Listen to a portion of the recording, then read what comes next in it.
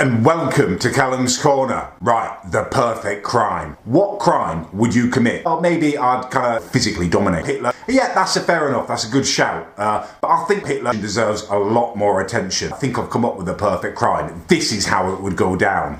First of all, I'd defraud and thieve a massive amount of money from Hitler in a cyber attack that they weren't expecting. The force is directed by that chubby little leader that they've got, King Yong Pong Il. He looks like a fat Hitler with floppy hair. I'm walking down a darkened street one night. Take me on the street. They think they've overpowered me.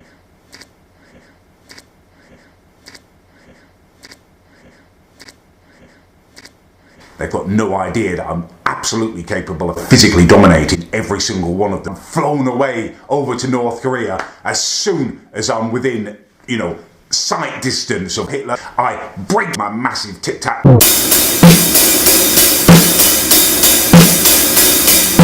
I release and free the whole country of North Korea. They're celebrating. They elect me their new leader. Tic-tac doesn't stop there. The whole of the Illuminati pack is sent over to try and take control of my massive tic-tac. They think I'm going to give it to them because I'm Hitler. I take every single one of them down with a sword.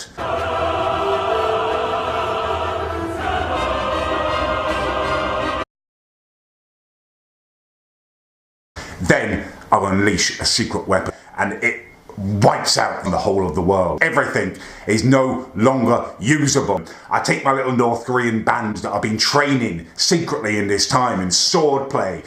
Sword, dagger, cloak, shield, cloak, sword. We've been training every single day. I'm training them with swords. We march our way into Germany. The last of the New World Order have rebanded around Hitler and he's been elected the new leader of the free world. Well, free world my arse. It's going to be a battle of Gothic German bloke. I'm fighting my way through the forces.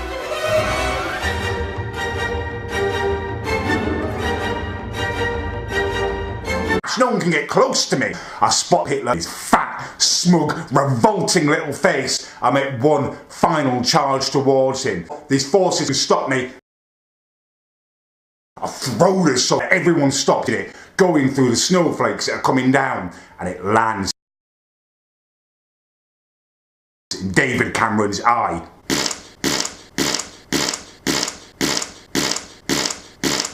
He's gone. He's dead. Perfect. That's it. That is the perfect crime. Welcome to number 2. The basic premise is this: autism. Some of you didn't enjoy it so much. There were a few rude comments. Bloody good. Autism. It doesn't matter. The only limit to this is your autism. Right. Perfect number 2. I'm in with my girlfriend. The waiter. I told him he hoity-toity. He says to me, oh, you do not speak English. Sticking his nose up at me. I point to what I want on the menu. The waiter's come, he brings over the cup. He then stands there abusing us. He thinks that he's getting away with it. Anyway, me and the waiter go back to the hotel. We make boom boom, marvellous, lovely lovemaking to the early hours of the morning. I get them all autism. I steal it. I take it back to my girlfriend. I wake my girlfriend up and say I've got them on autism in my suitcase. No one even knows about it yet. The next morning, the world wakes up. It's an outcry. There's international outcry. The more autism. The world's most famous painting has been stolen.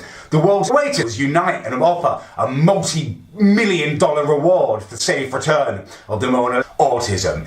This is where it gets clever. What I do is I then, in the dead of night, break into the waiter, hide the painting under the stairs. I leave his house, I phone it into the David Cameron police and make myself a multi-millionaire in one fell swoop. I don't rest on my laurels. I take this money and I invest it. I mount a hostile takeover of the David Cameron police. Now they haven't got jobs, they're crying into their posh soup. Now, I'm in charge, right? I put my head on every single tic-tac. I'm having the last laugh. I've got a multi-billion income now. It is like a utopia. Everyone is nice. Everyone gets rewarded. If you work hard, you get income.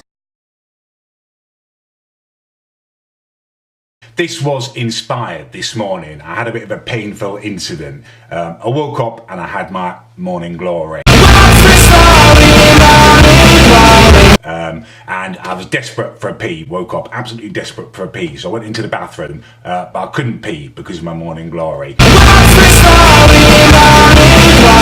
I have this reoccurring dream.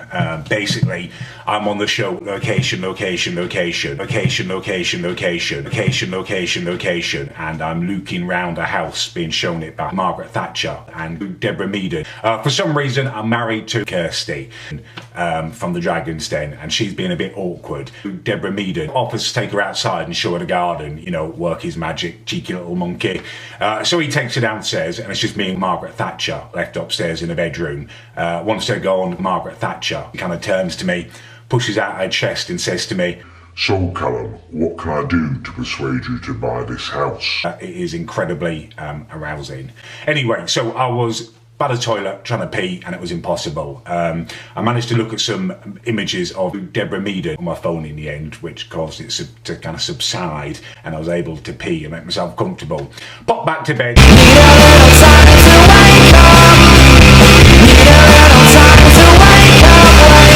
I just started thinking, and the perfect crime number 3 came into my head. So this is it. I have blagged an invitation to a location award ceremony. Obviously, I'm famous or a star or anything. I'm just there walking around vlogging the whole thing for Margaret Thatcher. Anyway, as I'm walking around, I spot Margaret Thatcher. She's in the corner. She's been cornered by Callum's corner, the lecherous little bastard.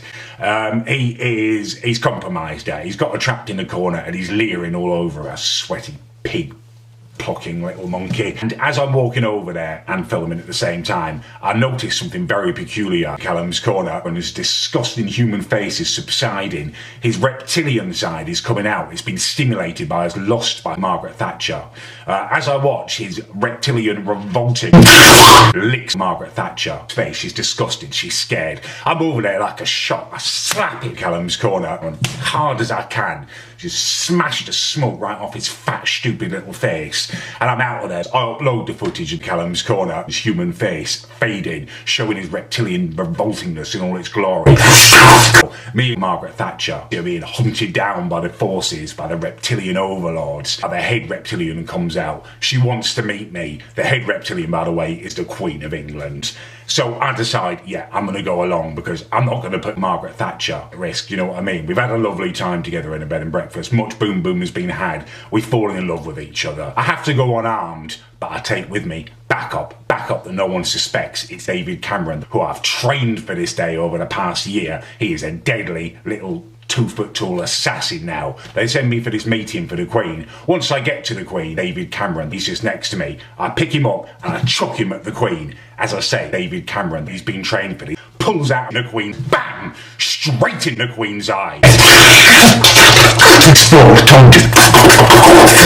Me and David Cameron, we pick up our stuff and we leave. Me and David Cameron go and pick up Margaret Thatcher. So we explain to the world what has happened.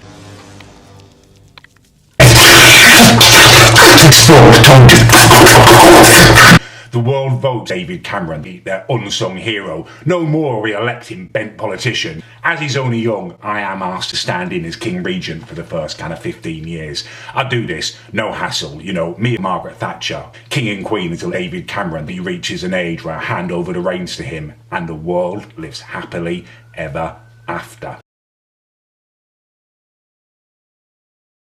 Well, the years start coming and it don't stop coming. Fed to videos and I had to go running. To the races of the world for real. The rainbow smoke and the red wisdom. So it's the world of I'm taking the breakthroughs. You never know if you don't go. You never shine if you don't grow.